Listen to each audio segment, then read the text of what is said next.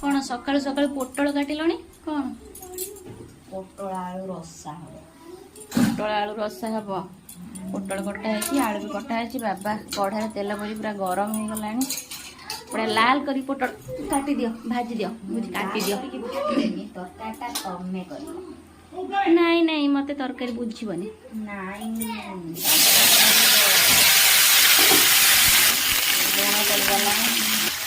हलदी गुंडी पड़गला पोटल कषा करके मत डाक टेस्ट करी है भाजी देम तमे आज ओके ओके मुझे आज पोटल कषा करी देखो मो हाथ तैयारी पोटल कषा तुमको केमती लगी कौन आज माछ आसो माछ आसो आज झी हस्टेल पड़ेगा से माछ रुद्र पड़े बोली बड़ माता पाखे गंदी देख मो पाखे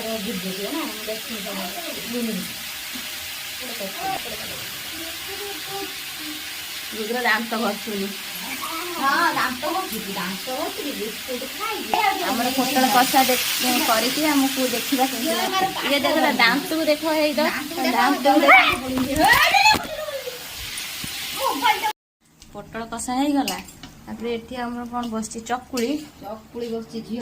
झील तो भी चकुली आम रेडी हो गला पोटल कषा तो बास बढ़िया लगे माछ रही जाइए कि माछ चिंगुड़ी माछ अच्छी रोही चकुली चकुली चकुली हेलो बिरी अरुआ चाउर चकुली तो ठंडा हो गले बाहर करवा बढ़िया है।